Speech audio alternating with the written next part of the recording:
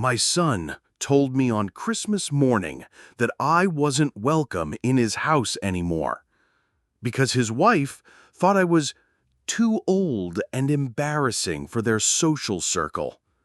What he didn't know was that I had just finished transferring his entire $2.3 million inheritance to a charity foundation the night before, and the legal documents were already sitting in his mailbox.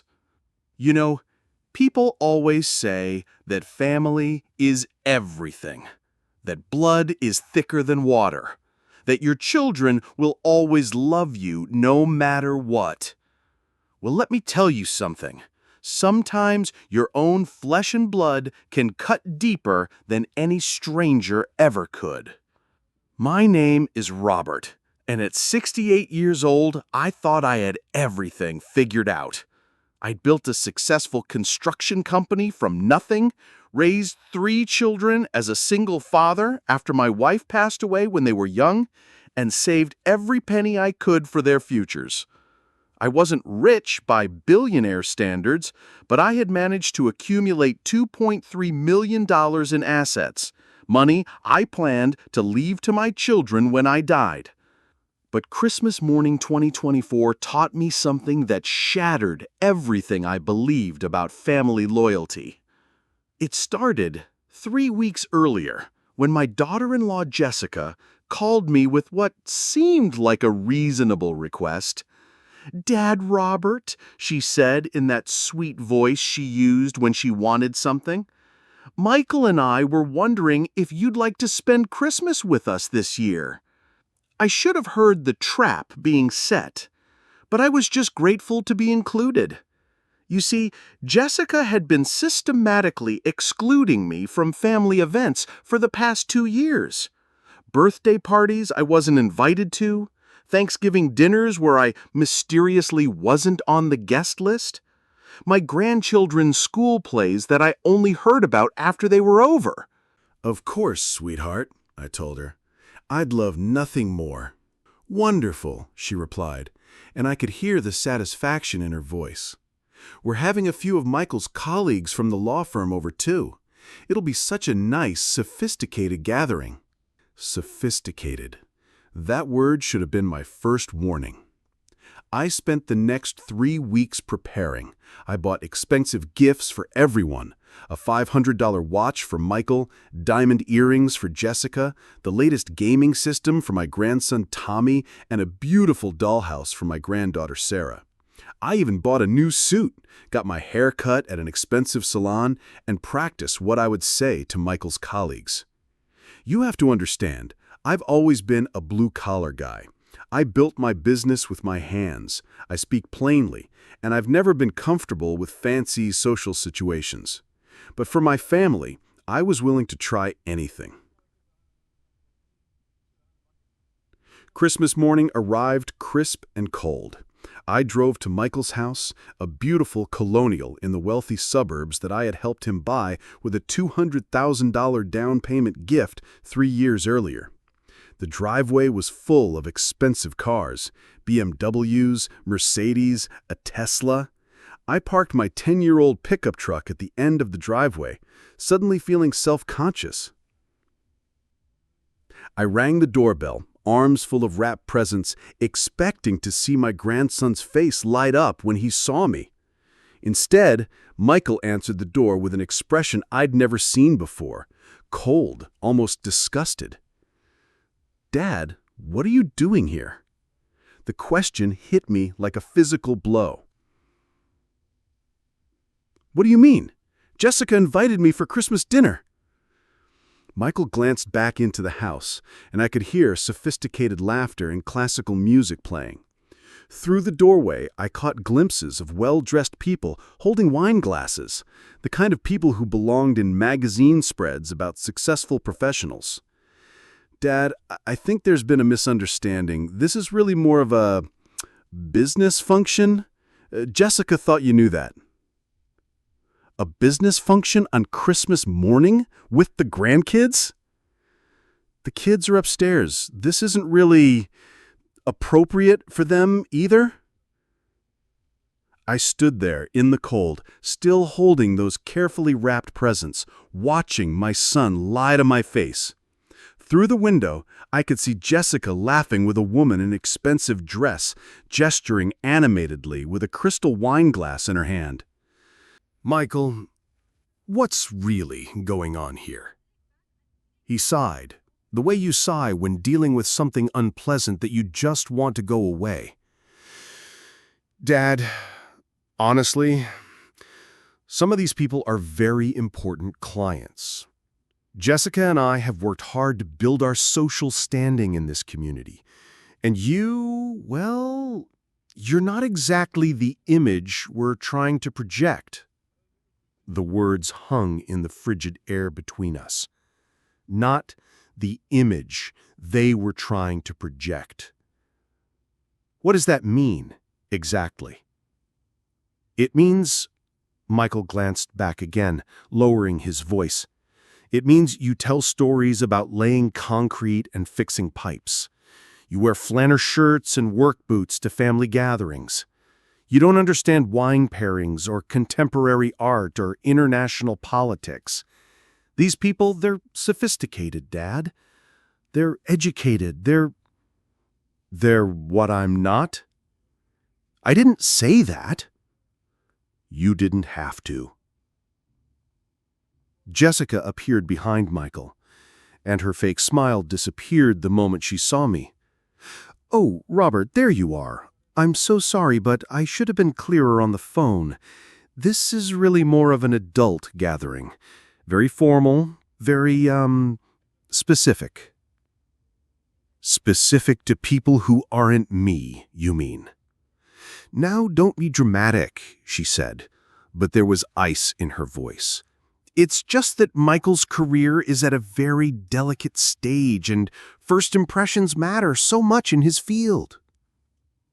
I looked at my son, the boy I'd raised from the time he was 8 years old, the boy I'd worked double shifts to put through college, then law school, the boy who used to beg me to tell him stories about building houses and fixing engines, who used to say he wanted to be just like his dad when he grew up.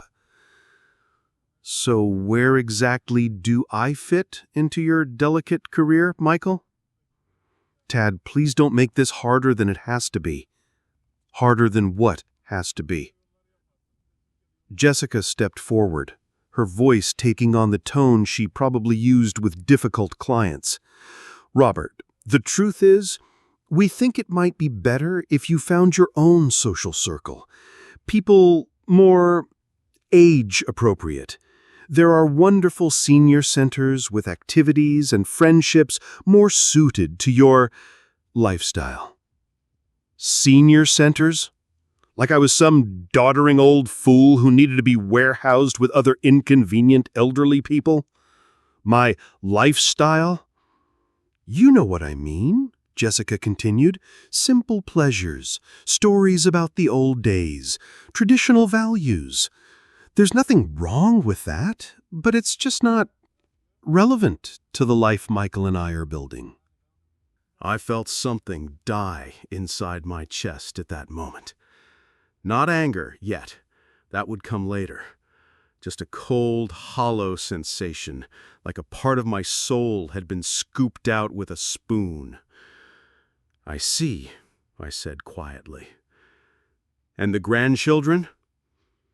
Michael and Jessica exchanged a look that told me everything I needed to know. The children are very busy with their activities, Jessica said. Private school, music lessons, language tutoring. They're being raised to move in certain circles, Robert. Circles that require specific influences. Specific influences that don't include their grandfather? It's not personal, Michael said, but his voice lacked conviction. Not personal? I almost laughed. My own son telling me I'm an embarrassment to his family isn't personal? Dad, you're being dramatic again. Dramatic. As if having feelings about being rejected by your own flesh and blood was some kind of character flaw. I stood there for another moment, watching these two people, my son and the woman he'd chosen to share his life with, looking at me like I was a problem they needed to solve.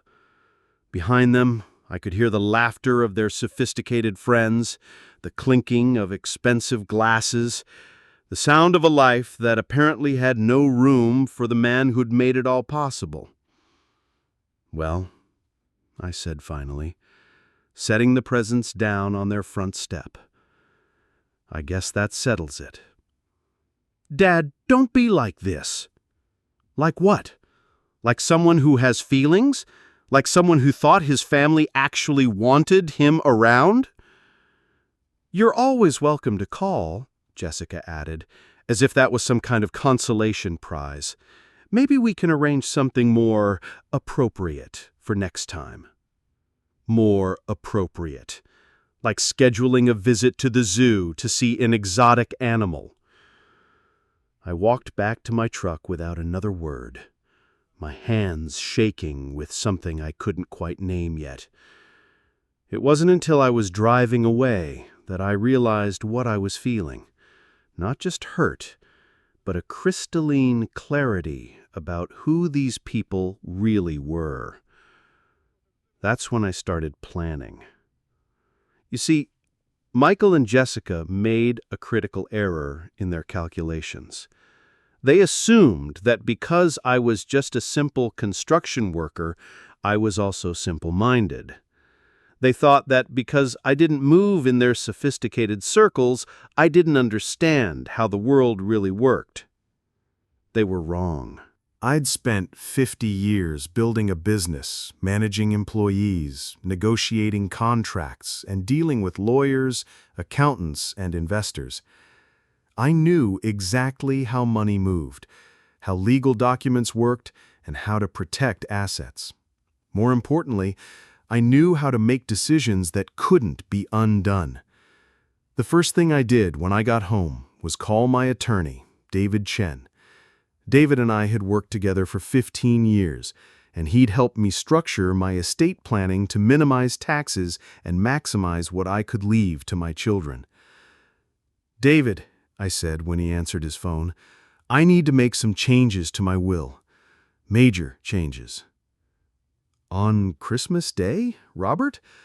Can't this wait until after the holidays?" "No, it can't wait, and I need it done today." There was a pause. "What kind of changes are we talking about?" "I want to revoke Michael's inheritance entirely, all of it." "Robert, that's a significant decision. Are you sure you want to make this kind of change while you're emotional? Maybe we should discuss this after you've had some time to think." "David, I've never been more sure of anything in my life. And I'm not emotional, I'm clear-headed for the first time in years." "What about your other children?" I thought about that. My daughter Lisa lived across the country and rarely called unless she needed money. My youngest son, Mark, had been asking for larger and larger loans over the past 2 years, always promising to pay them back, never actually doing it. I want to review everyone's inheritance. But let's start with Michael. Where do you want his portion to go instead?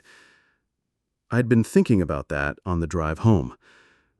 The Children's Hospital Foundation, specifically their program for kids who can't afford medical care.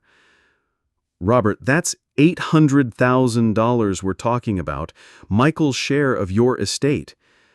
I know exactly how much it is, and I know exactly where I want it to go. All right, I'll draft the documents, but I strongly recommend we schedule a meeting next week to review everything before you sign. No meetings. I want it done today.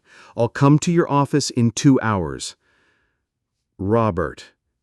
David, these people just told me I'm not sophisticated enough to be part of their family.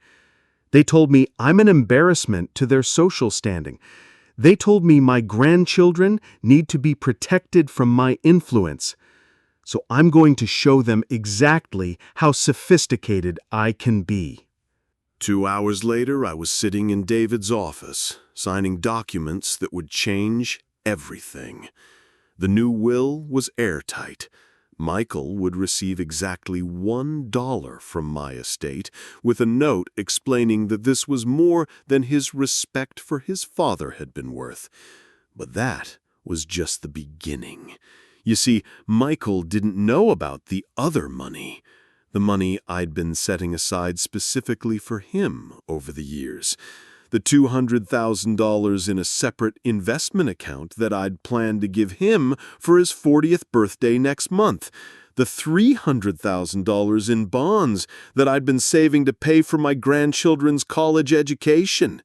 The $500,000 in real estate investments that I'd planned to transfer to him to help secure his family's financial future. All told, there was $1.5 million in assets that Michael had no idea existed, money that was currently sitting in accounts with his name on them as the beneficiary, money that I could move with a simple phone call, because I was still the primary account holder. I spent the rest of Christmas Day making those phone calls. The investment account transferred to the local food bank, with instructions that the funds be used to provide Christmas dinners for families who couldn't afford them. The bonds donated to the literacy foundation that helped adults learn to read, people who might not be sophisticated enough for Michael's social circle, but who deserve the chance to better themselves. The real estate investments transferred to a foundation that provided housing assistance for blue-collar workers, plumbers, electricians, construction workers like the man Michael was apparently ashamed to call his father. By 6 p.m. on Christmas Day, I had legally and irrevocably transferred $2.3 million away from my ungrateful family and into the hands of organizations that would use it to help people who actually needed it. But I wasn't done yet. The next phase of my plan required patience. I needed Michael and Jessica to reveal their true nature completely, in a way that couldn't be argued with or rationalized away. I called Michael the next day. "Dad, I'm glad you called. Jessica and I were talking, and we think maybe we were a little harsh yesterday. Maybe we can work something out." "Work something out?" "Well, find some occasions where you might fit in better. Maybe more casual gatherings. Family barbecues instead of formal dinners." I almost laughed. They'd realized they might have gone too far, and now they were trying to manage the damage. But their idea of compromise was to offer me table scraps from their social calendar. "That's very thoughtful, Michael. But actually, I was calling about something else. I wanted to let you know that I'd been thinking about my estate planning lately." "Your estate planning?" "Yes. I'm getting older, and I want to make sure everything is properly organized for when I'm gone." "Dad, you're only 68. You've got plenty of years left." "Maybe, but a man in my position needs to be prepared. I've been thinking about how to structure things so that my children are properly taken care of." That's very responsible of you. I was wondering if you and Jessica might want to have dinner next week to discuss some of the details. Nothing formal, just a casual conversation about the future. "Of course. We'd love to discuss that with you." I smiled to myself. Amazing how quickly their tune changed when money was on the table. "Wonderful. How about next Saturday? I'll make reservations somewhere nice." "Perfect. Should we pick the restaurant? Somewhere that might be more comfortable for everyone?" No. I'll handle it. I think I know exactly the right place." The place I chose was Antonio's, an expensive Italian restaurant downtown where Michael and Jessica often took their important clients. I'd called ahead and spoken with the manager, explaining that I wanted to reserve their private dining room for a very special family discussion. When Saturday arrived, I dressed carefully, not in my usual flannel and work boots, but in the expensive suit I'd bought for Christmas, along with a silk tie and Italian leather shoes. I wanted to look the part for what was coming. Michael and Jessica arrived right on time, both dressed impeccably and wearing their most charming smiles. The hostess led us to the private dining room I'd reserved, an elegant space with crystal chandeliers, fine art on the walls, and a view of the city skyline. "Dad, this is beautiful," Jessica said, looking around appreciatively. "I had no idea you knew about places like this." "There's a lot you don't know about me," I replied, holding her chair as she sat down. "This must be costing a fortune," Michael said, but he was clearly impressed despite himself. "Money well spent for a special occasion." We ordered wine, an expensive Bordeaux that cost more than some people make in a day, and began with small talk about Michael's work and Jessica's various social committees. They were both being unusually attentive, asking about my health, my interests, even my opinions on current events. It was almost amusing how much effort they were putting into being nice to me now that they thought inheritance money was in play. "So, Dad," Michael said, as our entrees arrived, "you mentioned wanting to discuss your estate planning?" "Yes, I thought it was time to be completely transparent about my financial situation." Jessica leaned forward, her eyes bright with interest. "That's so thoughtful of you to include us in these discussions." "Well, families should be honest with each other, don't you think?" "Absolutely," Michael agreed. "Good, because I have some things to tell you that might come as a surprise." I reached into my jacket and pulled out a folder containing copies of all the documents I'd signed on Christmas Day. I set it on the table between them, watching their faces carefully. "As you know, I've worked very hard over the years to build some financial security. What you might not know is exactly how much I've managed to accumulate." "Dad, you don't need to share specific numbers if you're not comfortable," Jessica said, but I could see the hunger in her eyes. "Oh, I'm very comfortable sharing. In fact, I think it's important that you understand the full scope of what we're talking about." I opened the folder and pulled out the first document, a financial summary that David had prepared showing the total value of my estate before the changes. As of last month, my total net worth was approximately $2.3 million. Michael's eyes widened. Jessica actually gasped softly. "Dad, I had no idea you'd accumulated that much." Most people don't realize how valuable a successful small business can become over 50 years, especially when you reinvest profits wisely and live below your means. That's incredible," Jessica breathed. "The thing is, I've always planned to leave most of this money to my children. Your inheritance was going to be quite substantial." "Was going to be?" Michael's voice was careful, controlled. "Well, that brings me to the real reason for tonight's dinner." I pulled out the next set of documents, copies of the new will and the transfer authorizations I'd signed on Christmas Day. "You see, something happened recently that made me reconsider how I want to distribute my assets." Jessica was staring at the papers, trying to read them upside down. "What kind of something?" "I had a conversation with my son where he explained to me that I wasn't sophisticated enough to be part of his family, that I was an embarrassment to his social standing, that my grandchildren needed to be protected from my influence." The color drained from Michael's face. "Dad, that's not exactly what we said." "Actually, it's precisely what you said. In fact, let me read you the exact quotes I wrote down that night." I pulled out a small notebook and flipped to the page where I'd recorded our Christmas morning conversation word for word. You're not exactly the image we're trying to project. These people are sophisticated, Dad. They're educated.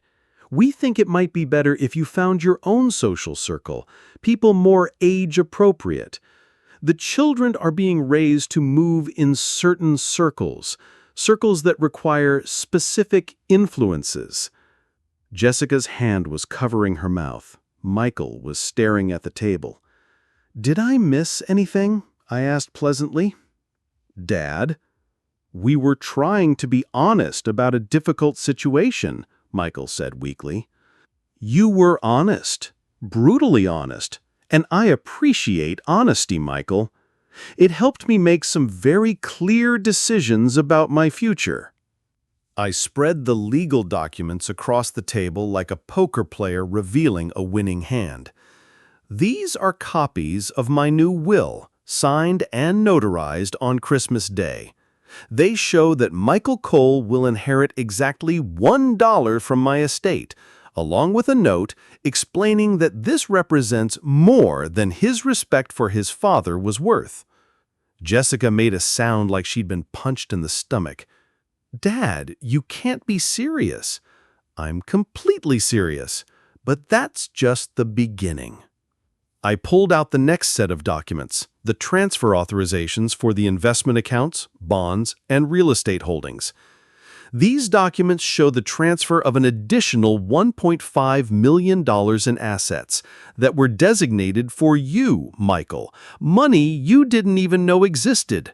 Where did you transfer it to?" Jessica whispered. "The investment account went to the local food bank. The bonds went to the Literacy Foundation.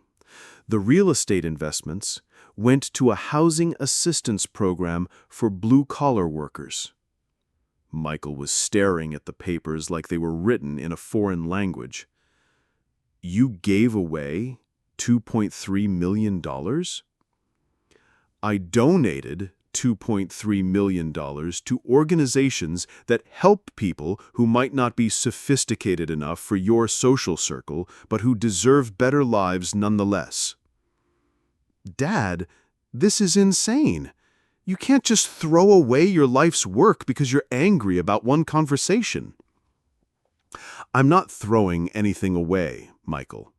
I'm putting my money where my values are. And apparently, my values are very different from yours." Jessica had gone completely pale. "Robert, surely we can work this out. We can find a way to resolve this misunderstanding." "Misunderstanding?" I laughed, and it wasn't a pleasant sound. "Jessica, you told me I wasn't welcome in my own son's house because I was too embarrassing for your sophisticated friends? You told me my grandchildren needed to be protected from my influence. You told me to find age-appropriate friends at a senior center. What exactly did I misunderstand?" "We were just trying to be practical about social situations," Michael said desperately. "And I'm being practical about financial situations. The money is gone, Michael, all of it. Legally and irrevocably transferred to people who will actually appreciate it." "You're punishing us for being honest with you," Jessica accused. "I'm not punishing anyone. I'm simply choosing to leave my money to people who would be grateful for it, rather than people who are ashamed of where it came from." Michael was running his hands through his hair, his lawyer's mind obviously trying to find some legal loophole. "Dad, there has to be a way to reverse this. Temporary insanity, undue influence, something." "Actually, there isn't. David Chen prepared all the documents, and he'll testify that I was completely competent and acting of my own free will. I spent 3 hours in his office explaining exactly why I was making these changes and what I hoped to accomplish." "What you hoped to accomplish?" Jessica's voice was getting shrill. "What could you possibly hope to accomplish by destroying your family's financial security?" "I accomplished exactly what I set out to do. I proved that your love for me was conditional on what I could give you, and I removed the conditions." The silence that followed was deafening. Michael and Jessica sat there, staring at documents that represented the evaporation of their financial dreams, while I sipped my expensive wine and watched their sophisticated masks finally slip away completely. "You bastard," Jessica finally whispered. "You vindictive, spiteful old bastard." "There's the real Jessica," I said calmly. "The one who's been hiding behind fake smiles and manipulative sweetness for years." "You've destroyed everything we work for," Michael said, his voice shaking with rage. "I've destroyed what you felt entitled to. There's a difference. That money was supposed to secure our children's futures. Your children's futures will be secured by their parents' efforts, just like mine was secured by my parents' efforts. The difference is, I won't be subsidizing their parents' contempt for the man who earned the money." Jessica was crying now, but they weren't tears of sadness. They were tears of rage and frustrated greed. "We can contest this," she said. "We can prove you were emotionally compromised." "You can try," I agreed, "but David Chen has detailed notes about our conversation, and I have recordings of everything you said to me on Christmas morning." That stopped them cold. "Recordings?" Michael asked. "I record all my important phone conversations for business purposes. It's a habit I developed years ago, and it's completely legal in this state as long as one party consents, which I do." I pulled out my phone and scrolled to the voice memo I'd made immediately after leaving their house on Christmas morning, where I'd repeated their exact words while they were still fresh in my memory. "Would you like to hear it again? I could play it right here in this lovely private dining room." "Dad, please," Michael begged. "There has to be some way to fix this." "There is a way to fix it," I said, signaling the waiter for the check. "You can learn to live with the consequences of your choices." "What about the grandchildren? You're punishing them for our mistakes." "The grandchildren who are being raised to move in circles that don't include their grandfather? The ones who need to be protected from my influence? I'm sure their sophisticated, educated parents will provide everything they need." The waiter brought the check. $347 for our meal and wine. I paid it without blinking, leaving a generous tip. "Thank you for a lovely evening," I said, standing up. "It's been very educational." "Dad, wait!" Michael stood too, panic in his voice. "We can change. We can do better." "You can change," I agreed, "but the money is still gone. Some lessons are expensive, Michael. This one cost you $2.3 million. I walked out of that restaurant feeling lighter than I had in years. Behind me, I could hear Jessica sobbing and Michael's voice rising in angry disbelief. But their words couldn't touch me anymore. The really beautiful part came 2 weeks later. I was having coffee at my neighborhood diner, a simple place with vinyl booths and home-cooked meals, the kind of place Michael and Jessica would never be caught dead in, when my phone rang. "Mr. Cole, this is Margaret Willis from the Children's Hospital Foundation. I wanted to call personally to thank you for your incredible donation." "My pleasure, Margaret."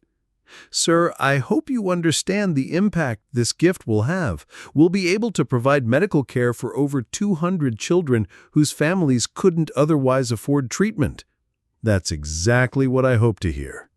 We're planning a recognition ceremony next month to honor major donors. We'd love to have you attend as our guest of honor." I thought about that.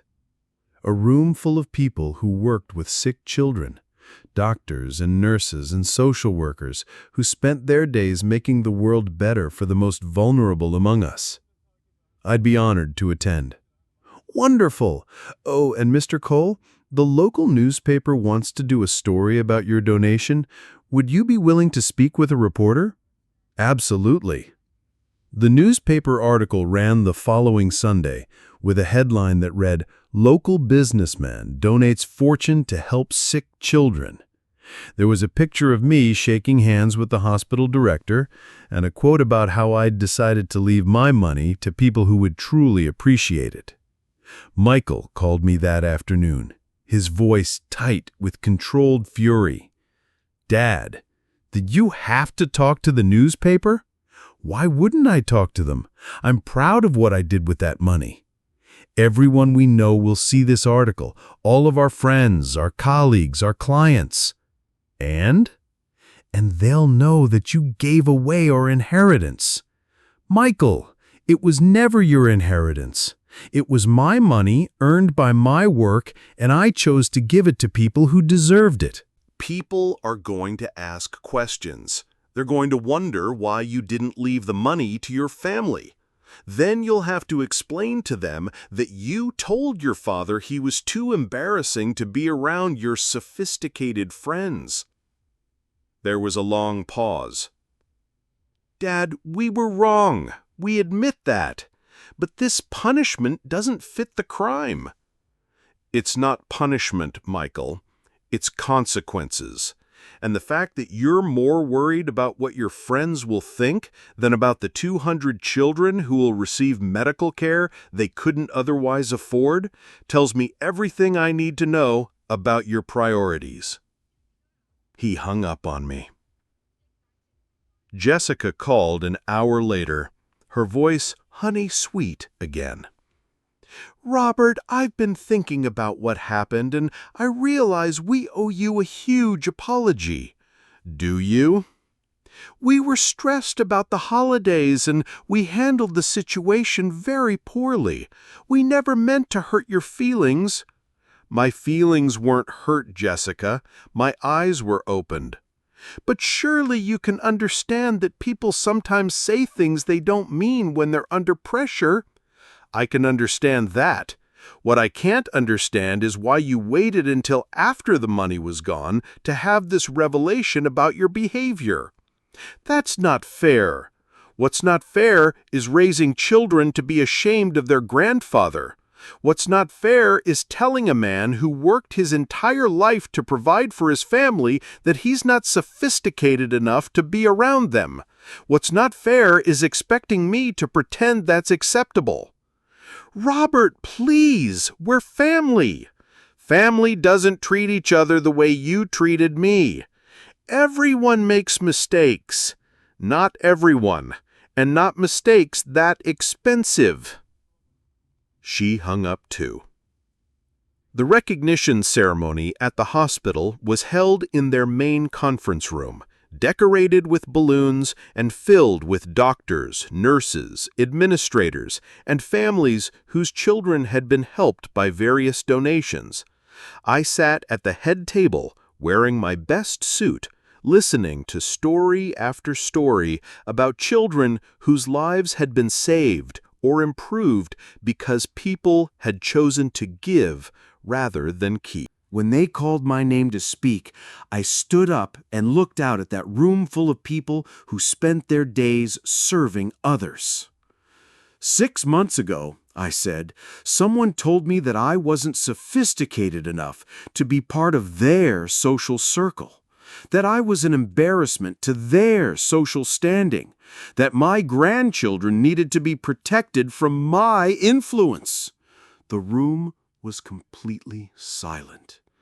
They were wrong about a lot of things, but they were right about one. I'm not sophisticated. I'm a simple man who built a simple business and tried to raise good children. But I've learned that being simple doesn't mean being stupid, and being humble doesn't mean being worthless. I looked around the room at faces filled with compassion and purpose. The money I donated to this hospital will help children whose parents work in factories and shops and construction sites. Children whose families might not move in sophisticated social circles, but who deserve the same chance at life as anyone else. And when these children grow up healthy and strong, they'll remember that someone believed they were worth saving. The applause was thunderous. After the ceremony, a young mother approached me with tears in her eyes. "Mr. Cole, my daughter Emma had heart surgery last month that was paid for by your donation. She's 7 years old, and she's going to live a normal life now because of what you did." She handed me a drawing her daughter had made, a picture of a little girl holding hands with an old man under a rainbow, with "Thank you" written in crayon across the top. I've received a lot of valuable things in my life, but that drawing is worth more to me than the $2.3 million I gave away. 6 months have passed since that Christmas morning that changed everything.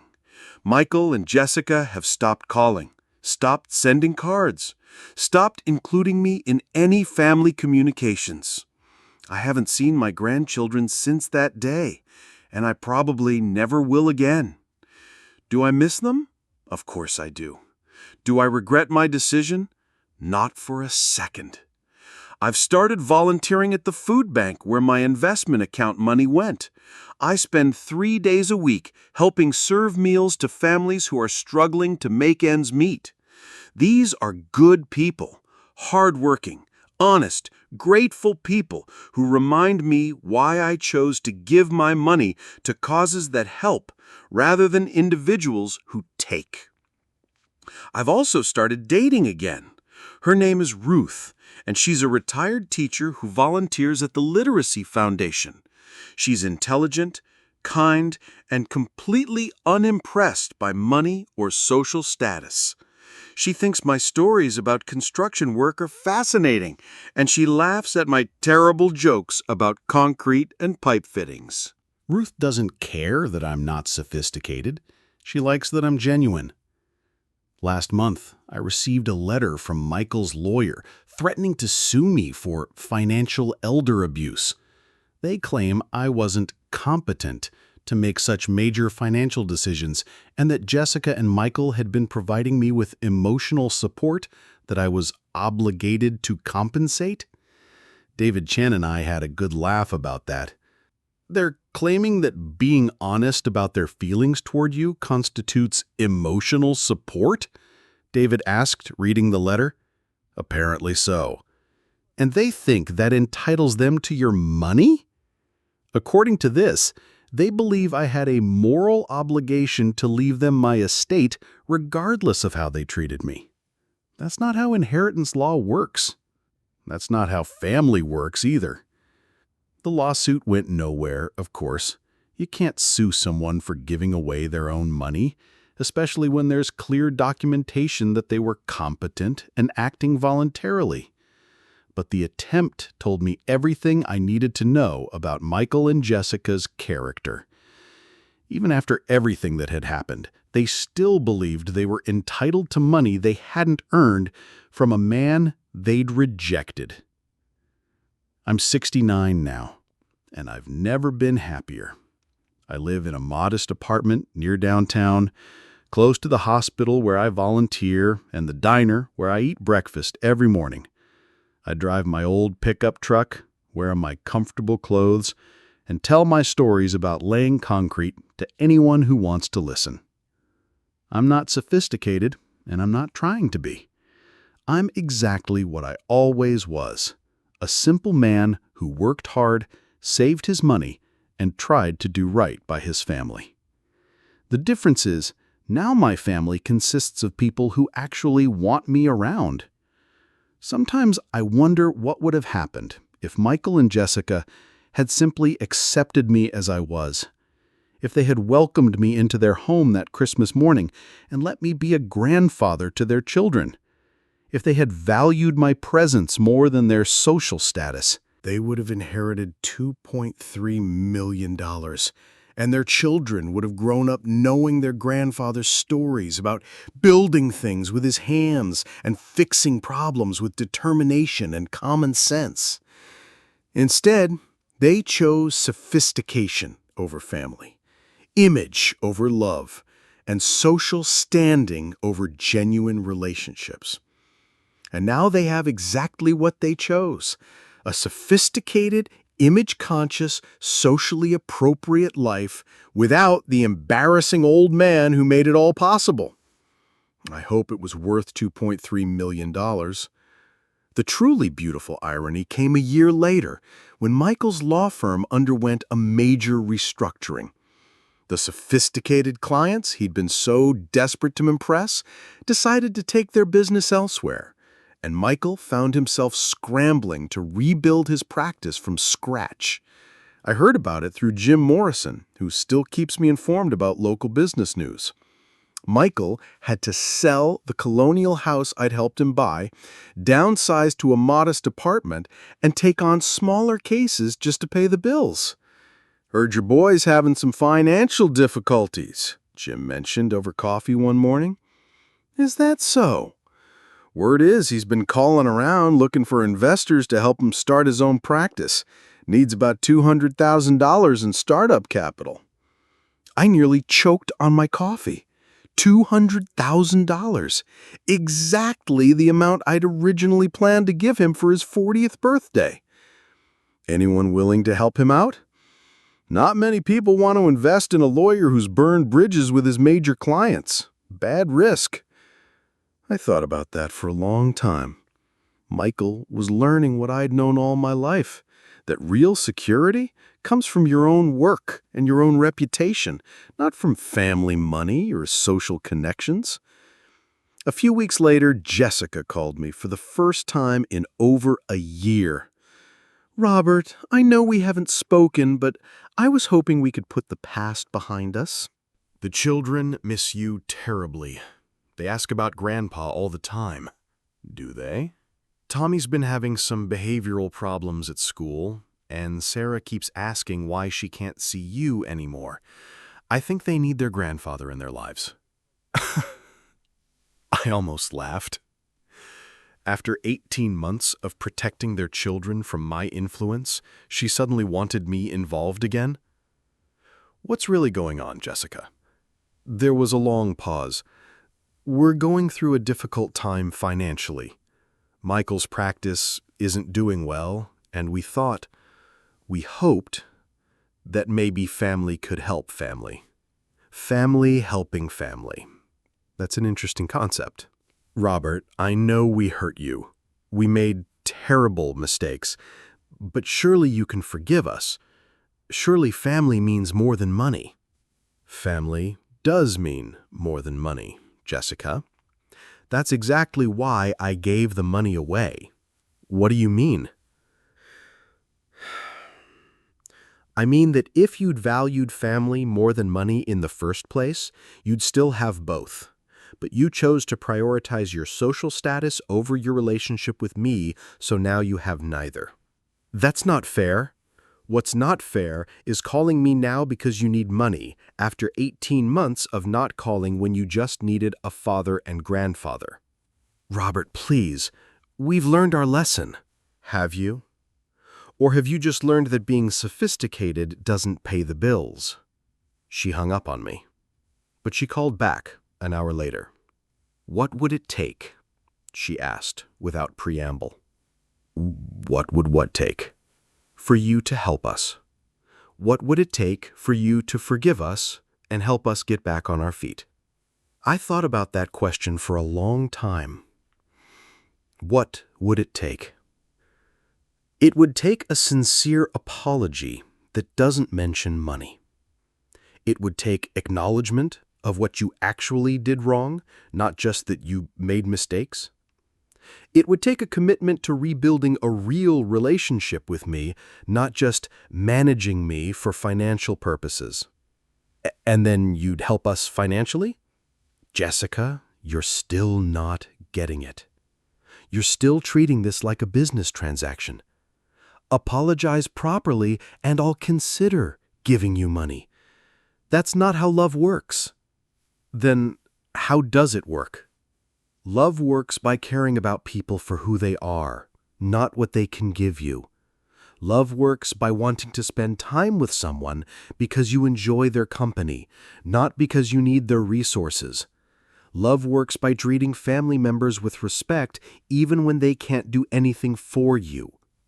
But you could help us if you wanted to. I could, but I won't. Why not? Because helping you financially now would just enable you to keep being the same people you've always been. You'd take my money, solve your immediate problems, and go back to being embarrassed by your unsophisticated father-in-law.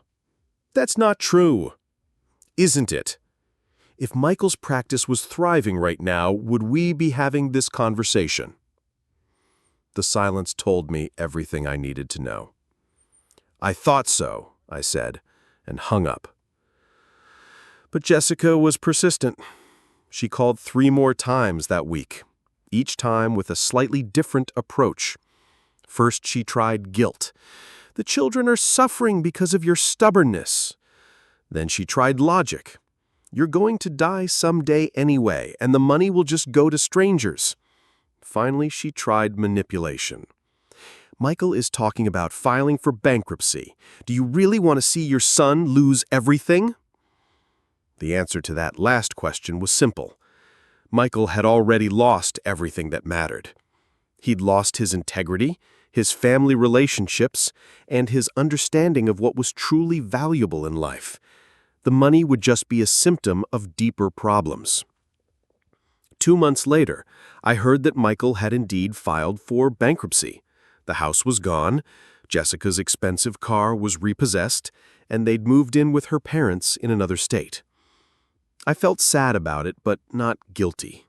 Michael was a smart, educated man with valuable skills. If he chose to rebuild his life with humility and hard work, he could be successful again. If he chose to blame others for his problems and wait for someone to rescue him, he would continue to struggle. The choice was his. 6 months after that, I received an unexpected visitor. I was working in my small garden behind my apartment building when I heard a young voice call out, "Grandpa!" I turned around and saw Tommy, my grandson, now 10 years old and considerably taller than when I'd last seen him. He was standing at the garden gate with a woman I didn't recognize. "Tommy!" I stood up, brushing dirt off my hands. "What are you doing here?" "Mom's friend brought me. She said you lived here." The woman stepped forward. "Mr. Cole, I'm Sarah Peterson, Jessica's sister. I hope you don't mind me bringing Tommy by, but he's been asking about you constantly." I looked at this woman who'd driven my grandson across 2 states to see me. "Jessica knows you're here?" "No, she doesn't. She'd be furious if she knew. But Tommy's been having a really hard time with everything that's happened, and he keeps talking about how much he misses his grandpa." I knelt down to Tommy's level. He was almost crying. "Grandpa, why don't you come see us anymore? Did I do something wrong?" My heart broke. This child had been caught in the middle of adult conflicts he couldn't understand, paying the price for his parents' mistakes. "You didn't do anything wrong, buddy. Not one single thing." "Then why can't I see you?" I looked up at Sarah Peterson, this aunt who'd cared enough about a 10-year-old boy to drive him hundreds of miles for a conversation his parents wouldn't allow. "Tommy, would you like to help me finish planting these tomatoes while your aunt and I talk?" For the next hour, Tommy and I worked in the garden together while Sarah told me about the family situation. Michael was working as a public defender now, making a fraction of his former income, but slowly rebuilding his reputation through honest work. Jessica was working part-time at a department store and going to school at night to get her real estate license. "They're different now," Sarah said. "Humbler. The bankruptcy was devastating, but it also forced them to reevaluate their priorities. And the children? That's why I'm here. Tommy especially has been struggling with depression. He doesn't understand why his family fell apart, why they had to move, why he can't see his grandfather anymore. His therapist thinks that rebuilding his relationship with you might help him process everything. I watched Tommy carefully transplanting a tomato seedling, his tongue sticking out in concentration, the same way his father's used to when he was concentrating on a difficult task. What do Michael and Jessica think about that? They're too proud to reach out to you directly, but they're also too concerned about Tommy to prevent it if you wanted to see him. And what do you think? Sarah looked at me directly. I think my nephew needs his grandfather. And I think his grandfather probably needs him too. She was right on both counts. That afternoon, I took Tommy to lunch at my favorite diner. We talked about school, his friends, his new neighborhood.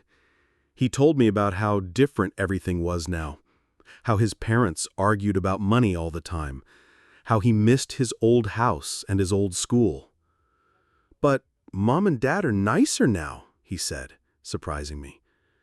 They spend more time with us. They play games and read stories instead of always talking about work and going to parties. Do you like that? Yeah, it's better, I think. Except I miss you. I miss you too, buddy, more than you know. When Sarah came to pick him up, Tommy hugged me fiercely. Can I come see you again, Grandpa? I looked at Sarah, who nodded. I'd like that very much. Over the next several months, Tommy visited me once a month. Sometimes Sarah brought him, sometimes Michael drove him himself. Michael and I didn't talk much during those visits, just basic politeness about timing and logistics. But I could see changes in him. He looked older, more tired, but also more real somehow. The artificial polish was gone, replaced by something more genuine. He wore simple clothes, drove an older car, and spoke more quietly than he used to. During one visit, Tommy was playing in the garden when Michael approached me. Dad, I need to say something. I looked at him, this middle-aged man who was my son, but felt like a stranger. I'm listening. I was wrong about everything. About what mattered, about what I wanted, about how I treated you. Were you? I spent so many years trying to be someone I thought other people would respect that I forgot who I actually was. And I taught my children to be ashamed of where they came from. What changed your mind? Losing everything. Having to rebuild from nothing. Realizing that all the sophisticated people I was trying to impress disappeared the moment I couldn't afford to play their games anymore. I nodded. It was a hard lesson, but an important one. The money you gave away, Michael continued, it's helping people who actually need it. I read about the children's wing at the hospital, about the families the food bank has helped. You did the right thing with that money. I know I did. I don't expect you to forgive me. I don't expect you to help us financially. I just wanted you to know that I understand now what I threw away, and it wasn't the money. I looked at this man who'd learned humility the hard way, who'd discovered that real worth comes from character rather than bank accounts. Michael, I forgave you a long time ago, but forgiveness doesn't mean pretending that actions don't have consequences. I know. The money is gone, and it's not coming back. But if you want to rebuild a relationship with me based on who we actually are, rather than what I can give you, I'm open to that. I'd like that very much. Then we'll start small. Keep bringing Tommy to visit. Maybe you can stay for lunch sometimes. We'll see how it goes." He nodded, tears in his eyes. "Thank you, Dad." It's been 2 years since that conversation. Michael brings both children to visit me once a month, and we're slowly rebuilding something that resembles a family relationship.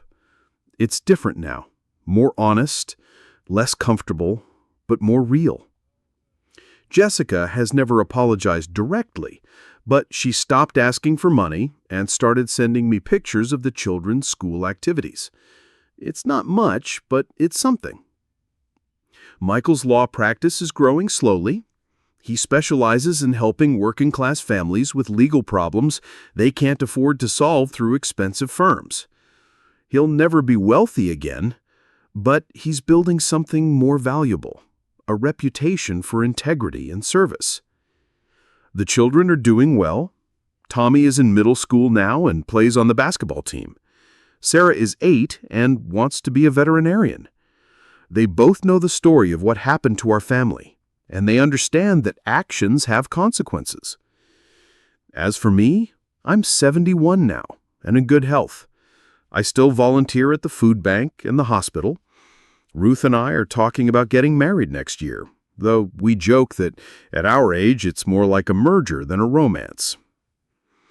I think about that Christmas morning often, about the moment when everything changed.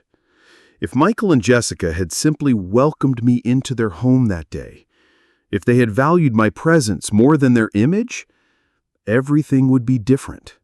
They would have inherited millions of dollars. Their children would have grown up knowing their grandfather's stories and values. Their family would have remained intact. Instead, they chose pride over love, status over relationships, and sophistication over authenticity. The money I gave away has helped hundreds of families, funded medical care for dozens of children, and provided food and shelter for people who needed it most. Every month, I receive letters and pictures from people whose lives were changed by that Christmas Day decision. Recently, I received a letter from Emma, the little girl whose heart surgery was funded by my donation to the Children's Hospital. She's 12 now and wants to be a doctor when she grows up so she can help other sick children. "Dear Mr. Cole," she wrote, "my mom told me that your donation paid for my surgery when I was 7. I wanted you to know that I'm healthy and happy now, and I remember being scared in the hospital, but feeling better when the nurses told me that someone who cared about children had made sure I could get the operation I needed. When I become a doctor, I want to help kids the same way you helped me." That letter is worth more to me than any inheritance I could have left to ungrateful children. I've learned something important in these past few years. Money is a tool, not a goal. It can be used to build or destroy, to enable or motivate, to express love or manipulate behavior. I chose to use mine to build something better than what I was offered in return. Michael and Jessica offered me conditional acceptance, love that depended on my willingness to hide who I was and pretend to be someone more acceptable to their social circle. I chose to give my money to people who would be genuinely grateful for it, people who needed help rather than people who felt entitled to it. The children at the hospital didn't care that I wasn't sophisticated. The families at the food bank didn't judge me for wearing work clothes and telling stories about laying concrete. The Literacy Foundation clients were grateful for educational opportunities, not concerned about my social status. I found people who valued what I could offer instead of being embarrassed by who I was. And in the end, that made all the difference. Some might say I was too harsh, that families should forgive and forget, that blood is thicker than water.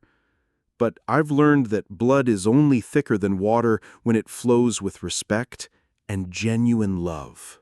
When family relationships become transactions, when love is conditional on your usefulness, and acceptance depends on your ability to enhance someone else's image, then family becomes just another business arrangement.